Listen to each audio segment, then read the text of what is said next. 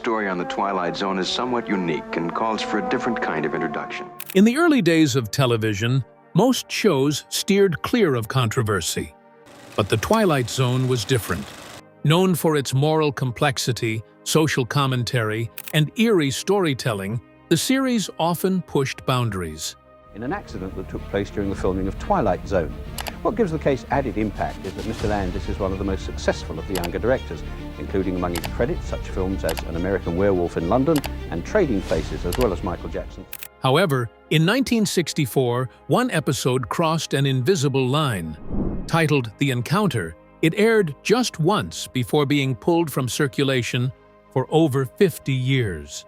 Surprisingly, it wasn't banned for violence or profanity, but rather for a single emotionally charged scene that disturbed critics, sponsors, and viewers alike. This quiet censorship revealed how fear, politics, and media gatekeeping could silence even a powerful and thought-provoking story. The episode became a lost chapter in television history, nearly forgotten until now.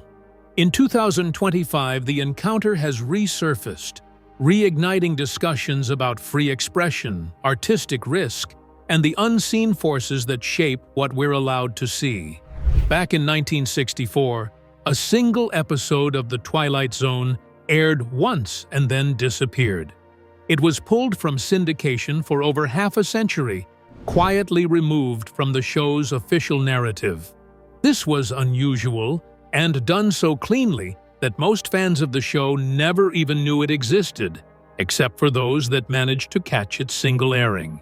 Except for those few viewers who saw it, no one could really give any insights into what made the episode disturbing enough to be pulled off the air with no contest. To understand the nature of this episode, we need to go back to the very beginning, as a way to show you just how awkward and surprising it was to have an episode that was considered too much on this show, where hypocrisy met its match. When The Twilight Zone premiered on CBS, unlike most shows, it didn't have recurring characters or a continuous storyline. Instead, it chose the format of an anthology where each week, a new story, fresh characters, and a unique dive into the eerie were explored. It was speculative and even more morally provocative. For most parts, Rod Serling, who wrote or co-wrote 92 of the show's 156 episodes, was the narrator.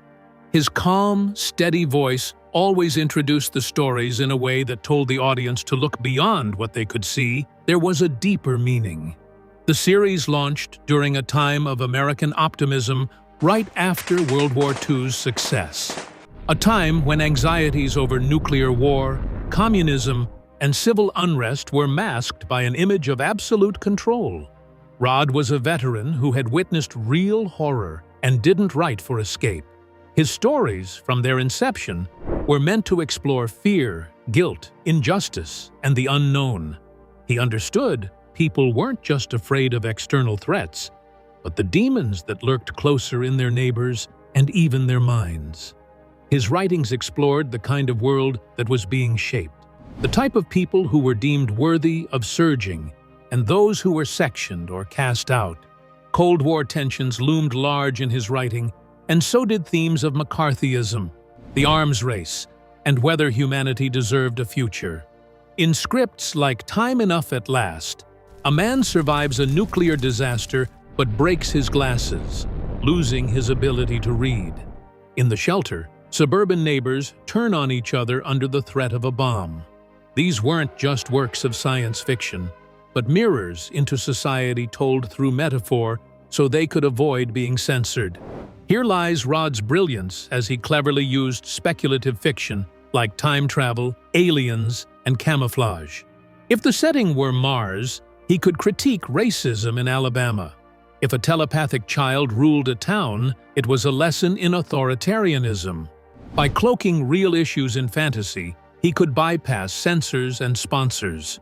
However brilliant the method, it didn't always work, and sometimes he was hindered. In 1956, he clashed with networks when his teleplay, Noon on Doomsday, which was inspired by the murder of Emmett Till, was heavily censored. The story was stripped of its racial context, turning the black victim into a nameless foreigner to appease Southern affiliates. The Twilight Zone became his outlet for honest storytelling, but even that had boundaries. CBS grew uneasy with the show's political tone. Ratings were modest, and sponsors occasionally pulled out. Then it came, the episode that pushed too far, because it hit too close to reality, and no one could deny its implications or mask it as mere fiction. The Twilight Zone's breaking point. For a television series built on unsettling truths and speculative morality, The Twilight Zone was no stranger to boundary-pushing content. Each episode held up a mirror to American society, cloaked in the language of science fiction or fantasy, and for 5 seasons, that formula worked. Then came the episode that crossed the line. The story was titled The Encounter, and it aired just once in May of 1964. The episode featured Neville Brand as a disillusioned World War II veteran and a young George Takei as a Japanese-American man. Many might remember George for his iconic role in Star Trek years after this one. The entire story is contained in a single attic room and ends in violence. The tone was intense, the pacing relentless, and in intent delivery, effective. Sadly, the response to this raw footage was swift and severe. CBS was drowned in criticisms as reviewers labeled the story provocative and irresponsible. Advocacy groups within the Asian American community were especially critical of the storyline's central implication that George's character's father had been a traitor to the United States. The episode's attempt to confront complex, unresolved wartime history struck a nerve in a country not yet prepared to face its own past and actions. CBS responded by pulling the episode from syndication. It disappeared entirely from public access, even being excluded from rerun rotations, physical media releases, and even fan discussion for decades. Now, over 5 decades later, this elusive episode has returned. It's being re-released in full, unaltered, and with renewed relevance. Examining the intricacies of why this episode was so unbearable for the time is actually easy when you understand the mentality prevalent in that era. This is the episode that CBS made a deliberate decision to erase, not due to technical flaws or poor audience reception, but because of the backlash it provoked. It was one of just 4 so-called bottle episodes, which used a single set and a minimal cast, largely as a cost-saving measure. It was also proof that even in a stripped-down format, its message was potent enough to unnerve the audience as it delivered a concentrated psychological drama. The story begins in an attic, where Fenton, a World War II veteran played by Neville Brand, is sorting through boxes of old items. Among them is a samurai sword, a wartime trophy taken from a fallen Japanese soldier. Soon, Arthur, a young Japanese-American man portrayed by George Takei, arrives looking for work. Fenton offers him a beer, and the 2 men begin to talk. Their conversation starts off on neutral ground, but it doesn't stay there. Fenton speaks of his experiences during the war, how he came into possession of the sword, and the memories that linger. Arthur listens quietly, but his discomfort is clear. The atmosphere thickens with tension. Then Arthur reveals something startling, revealing his real name to be Taro, and his father to be a spy who helped coordinate the attack on Pearl Harbor. The tone shifts abruptly as Fenton grows wary, convinced that Arthur has an ulterior motive. Arthur, too, grows more intense. He speaks of the sword as if it's cursed, driven by a spirit that demands blood. Note that there is barely any supernatural influence in this episode. None of the usual extraterrestrials, time travel, or science fiction cliches. Just 2 individuals grappling with legacy, guilt, and trauma. It's a battle of memory and identity. Remember, the clue to understanding why this episode drew such raw reactions is linked to the era itself. And this simple presentation by two individuals linked it all. Here's how. At the time, the United States had yet to fully reckon with the forced internment of Japanese Americans during World War II.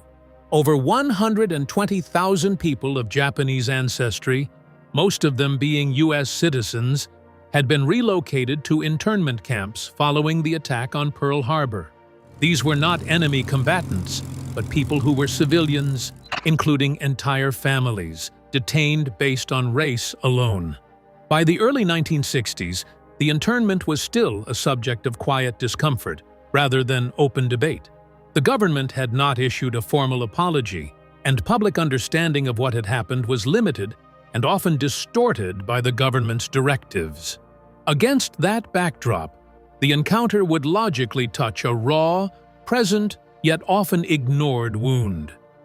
The episode included a Japanese-American character who claimed that his father had been a traitor working with Imperial Japan. It wasn't a passing detail, but one that was solidly central to the plot. For many viewers and advocacy groups, the implication was damaging. It appeared to validate old suspicions that had been used to justify internment in the first place. CBS and its sponsors worried about alienating viewers, particularly those in the Asian American community, but the concerns extended beyond demographics. Some audiences found the entire episode too emotionally volatile, too morally ambiguous. Both characters were written with depth, but neither was clearly good or evil. Fenton, the white veteran, was tormented and unstable, admitting to actions during the war that suggested cruelty, even murder. Arthur, the visitor, brought his own burden, however literal or perhaps symbolic it was. The episode was uncomfortable in every sense, and at a time when American television favored clean resolutions and moral clarity, it clearly offered neither. The network's decision was swift. Amid the complaints and growing unease, CBS pulled the episode from circulation. It never aired again during the original syndication run, and for many fans, it simply ceased to exist. In the years that followed, it became something of a myth. Fans who remembered it shared stories. Bootleg copies circulated quietly. Some even believed it had been lost entirely, while others doubted the controversy had even been real. George Takei, whose own family had been forcibly relocated to an internment camp when he was a child, spoke only rarely about the episode. Over time, as he became a public figure and advocate for civil liberties, the episode took on added weight.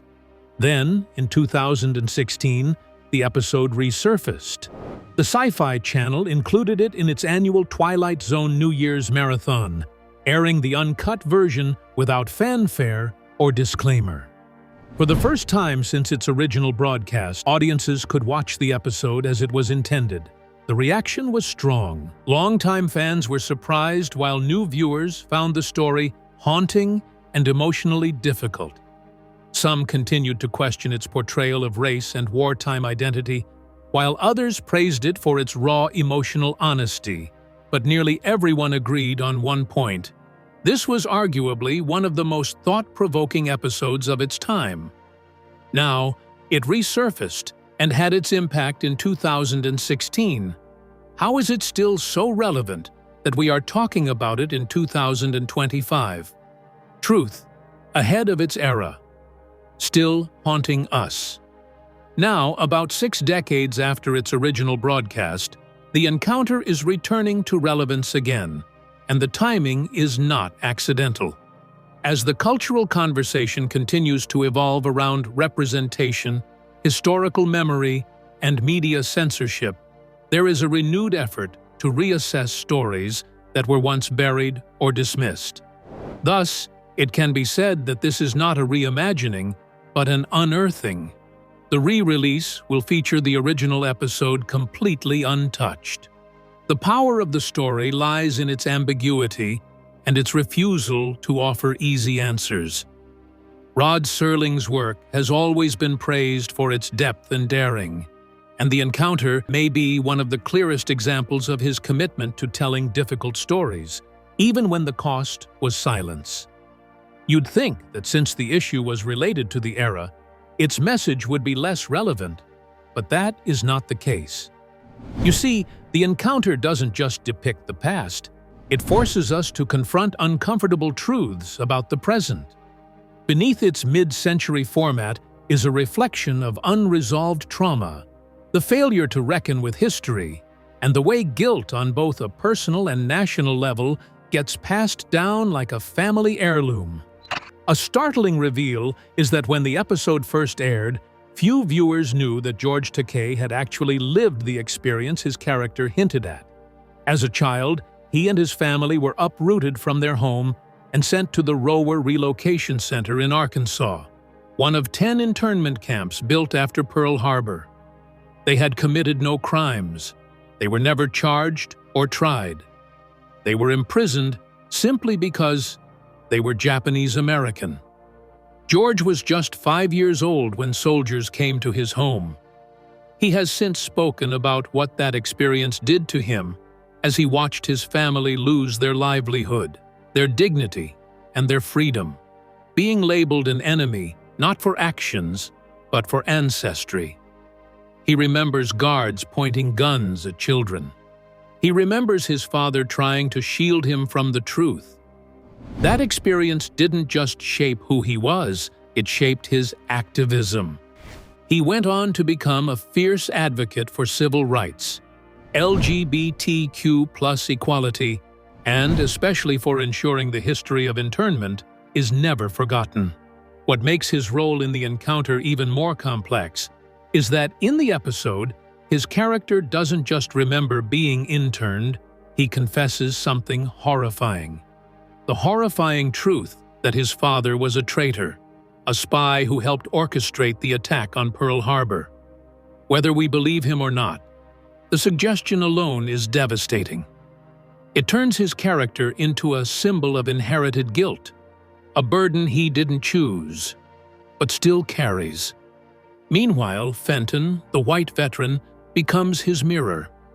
A man who participated in war, possibly committed atrocities, and never found peace.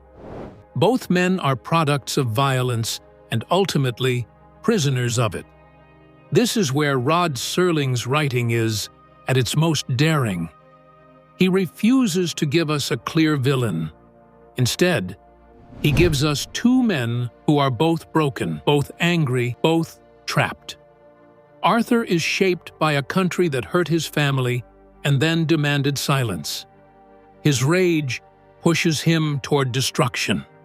Fenton is haunted by his past, but too consumed by prejudice to find redemption. There's no safe emotional ground for the viewer. You can't side with one without confronting the flaws in the other. That tension is the heart of the story. He was a master of putting viewers in morally uncomfortable positions. The topic could have been dictatorship, nuclear annihilation, or racial hatred. It mattered not. The audience would be tested all the same. The Encounter can be viewed as the culmination of his experience in this art. With it, he went even deeper. He created a space where war trauma, national shame, and racial anxiety bleed together. That's why it was banned, and, ironically, why it still matters. The uncomfortable truth is, we haven't left that world behind. In recent years, hate crimes against Asian Americans have surged, especially during the COVID-19 pandemic. People born and raised in the U.S. have been targeted simply for looking foreign. Women were attacked on subways. Elderly men were shoved to the ground and killed. And just like in World War II, fear and misinformation were used to justify the violence. In this light, The Encounter doesn't feel like a relic, but more like a long overdue warning. The dynamic between Arthur and Fenton mirrors something far too familiar today. Fenton's paranoia reflects the way many still view immigrants or people of color as others. Arthur's conflicted anger mirrors the emotional burden marginalized communities still carry as they are made to feel guilty, suspicious, or less American even when they've done nothing wrong. That attic in the episode becomes more than a setting. It becomes a symbol for our collective attic, a place where we store the parts of history we don't want to face. The pain, the guilt, the fear, and those things have a way of surfacing when we least expect it. Even the question of apology echoes today. The U.S. government didn't formally apologize for Japanese internment until 1988, which was over 40 years later.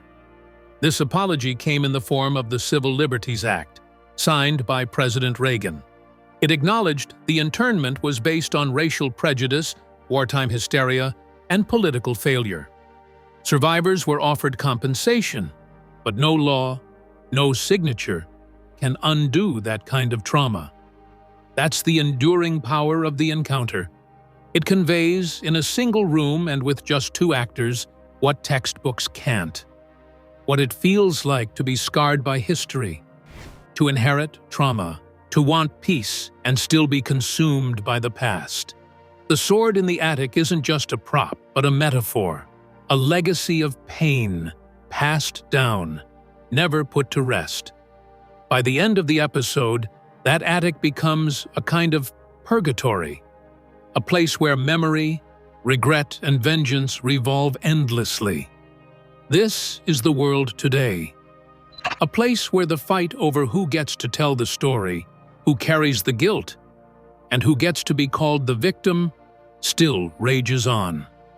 Rod Serling understood something that few in his time did. Trauma doesn't fade neatly. It lingers, distorts, and shapes relationships, identities, and nations.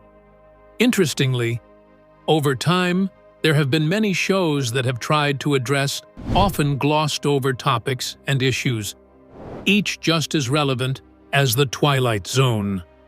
When shows chose reality over bias. When Norman Lear launched All in the Family, network executives were nervous. At its center was Archie Bunker, a blue-collar bigot who voiced nearly every racist, sexist, and xenophobic opinion imaginable. The genius of the show was that it didn't condone Archie's views, but instead exposed them. By pairing Archie with his progressive son-in-law, Meathead, Norman created a weekly clash of ideologies that played out like dinner-table arguments across America. What made All in the Family revolutionary was its refusal to soften the blow. Episodes tackled everything from racism and homophobia to sexual assault, menopause, and the Vietnam War. It wasn't subtle, but it was honest, and like The Twilight Zone, it made viewers uncomfortable enough to think. Archie Bunker became one of the most complex figures in American television, not because he was lovable, but because he was real. Then there was MASH, set during the Korean War, but airing during and after the Vietnam era. It began as a military comedy, but evolved into one of television's most humane critiques of war. Through the lens of an Army field hospital, the show highlighted the absurdity, tragedy, and moral contradictions of military conflict. While it had plenty of laughs, its tone grew darker over time. Episodes dealt with the emotional toll of trauma, the ethics of wartime medicine, and the indifference of bureaucracies to human suffering.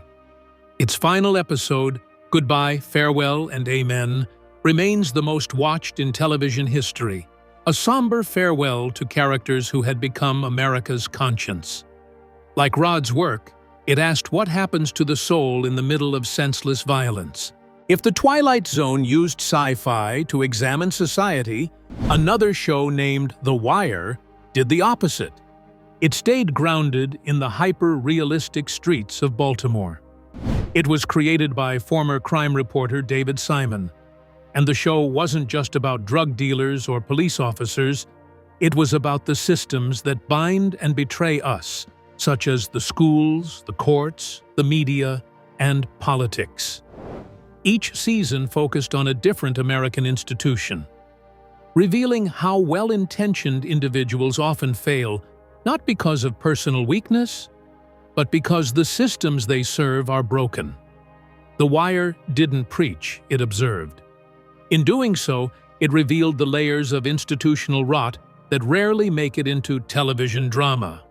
It wasn't just a crime show, it was a sociological epic, as piercing and unflinching as any Twilight Zone fable. In 2011, Black Mirror graced the screen, and it's often described as a modern-day Twilight Zone. Its creator, Charlie Brooker, took on technology the way Rod Serling took on Cold War fear. Each episode was a standalone parable about the unintended consequences of our digital age, ranging from surveillance, social media addiction, AI ethics, to the commodification of memory, privacy, and pain. What made Black Mirror so powerful was its proximity to reality.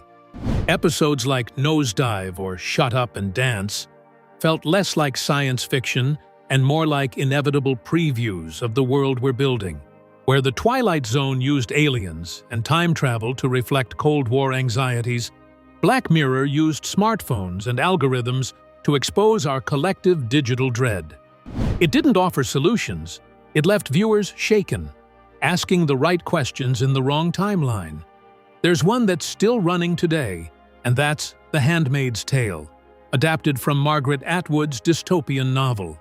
Its vision of a totalitarian theocracy that enslaves women for reproductive purposes was intended as a warning, but many viewers saw it as a reflection of rising authoritarianism and regressive gender politics. The show didn't flinch from horror. Its visual style, which is marked by stark reds and grays, amplifies a narrative that was both intimate and epic.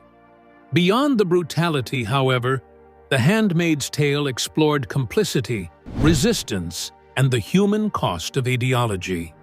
It dares to imagine how ordinary people become enforcers of cruelty or survivors of it. Where The Twilight Zone might have taken one episode to explore these ideas, The Handmaid's Tale built a world out of them. Its continued relevance is a chilling testament to how little has changed. Last but not least, it might seem odd to include a cartoon about a talking horse on a list with The Twilight Zone, but BoJack Horseman is one of the most psychologically rich and socially aware shows of the 21st century. Disguised as a dark comedy about washed-up celebrities, BoJack was really about depression, addiction, trauma, and the long shadows cast by childhood neglect and public fame. The show's surreal setting, a Hollywood where animals and humans coexist, allowed it to experiment with form. One episode was told entirely in silence, while another was an extended eulogy delivered in a single take. The emotional core has always remained raw and authentic. BoJack Horseman didn't offer redemption arcs. Instead, it offered reality. Like Rod Serling, it knew that the most haunting stories are the ones closest to our own pain. These shows all share something in common. They aren't just scattered shows across different timelines and eras, but holders of a shared legacy. What unites these shows isn't genre, it's courage. Whether through satire, melodrama, animation, or high-concept sci-fi, they each dared to confront something essential about the human condition. Like The Twilight Zone, they forced audiences to reckon with themselves, their biases, their comforts, their blind spots. Rod Serling believed that television could be more than a distraction. It could be a vehicle for truth, however uncomfortable. That belief still echoes today in the best of serialized storytelling. Today, we're still having the same debates, just with different vocabulary. It's no longer about syndication cuts. Now the conversation revolves around streaming platforms, brand safety, and algorithmic content flags. In essence, the core question hasn't changed from what kind of stories are too risky to show and who gets to make that decision. In the current era, discussions of censorship and cancel culture cut across the political spectrum. Some believe removing harmful content is essential to protect marginalized communities. Others argue that suppressing difficult work prevents essential conversations. The truth is that both things can be true at once. The Twilight Zone, especially its buried episode, sits squarely in this tension. Rod Serling never claimed to have answers. Instead, he leaned into his strength, which was provoking questions that needed to be asked. This was necessary because it's only when questions are asked and problems identified that there comes a need for a solution. When networks bury stories, even with good intentions, they rob audiences of the chance to grapple with those questions themselves. When The Encounter vanished, we lost a hard but necessary look at inherited trauma and cultural mistrust. The irony, though, is that by today's standards, these episodes aren't even that controversial. They're quiet, sometimes tragic, often morally complex, and that's exactly what makes them powerful. Many people are more willing to face the chilling truths of reality than live in a make-believe illusion of a world of stability. They ask questions that many networks still shy away from. The Twilight Zone never truly disappeared. It was just simply transformed. In 2019, Jordan Peele rebooted the series for CBS All Access, updating its look and moral tone for a new generation. Reviews were mixed, but it brought renewed attention to Rod Serling's vision. Now, in 2025, writer Dan Waters is launching a new Twilight Zone comic through IDW, keeping its spirit alive on the page. And in an unexpected twist, Ben Stiller is developing a feature-length Twilight Zone film about a fighter pilot who time jumps 125 years into the future. This revival isn't just retro nostalgia, but something relevant. Modern viewers crave stories that explore moral uncertainty, ethical ambiguity, and emotional depth.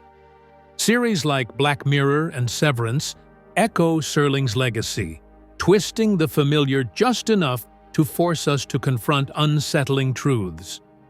In this context, The Encounter is no longer too controversial, but an essential part of viewing society. Perhaps if more shows like this come up, especially in today's political climate, rising tensions can be alleviated, and scars of wars from the past may be laid to rest without new ones being torn open. This time, censoring and cancel culture shouldn't be allowed to decide if it's a message that needs to be heard or pondered on.